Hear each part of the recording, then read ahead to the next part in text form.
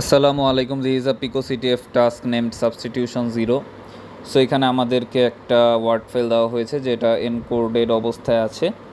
তো সেটা করার জন্য আমি ডিকোড ডট এফআর এ চলে যাই।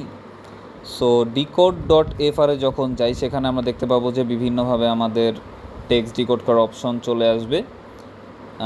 সেখানে আমি সাবস্টিটিউশন লিখে সার্চ দিই। তো সাবস্টিটিউশন লিখে সার্চ দেওয়ার পরে আমার এখানে বেশ কয়েকটা অপশন চলে আসে। সো আমি মোনো সাবস্টিটিউশনটা সিলেক্ট করে নেই।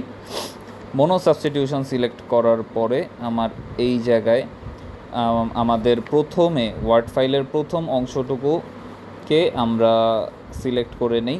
এটাই হচ্ছে আমার কিওয়ার্ড। সো কিওয়ার্ডগুলো আমাকে এখানে দিয়ে দিয়েছে। সো কিওয়ার্ডগুলো আমি এখানে কপি করার পরে দেন পুরো টেক্সটটাকে আমি যখন কপি পেস্ট করে দিব আমার মেইন ডিকোডের অংশটাতে, তখন আমি জাস্ট ডিকোড করলেই আমার লাস্ট লাইনে পিকো সিটিএফের অ্যান্সারটা চলে আসবে।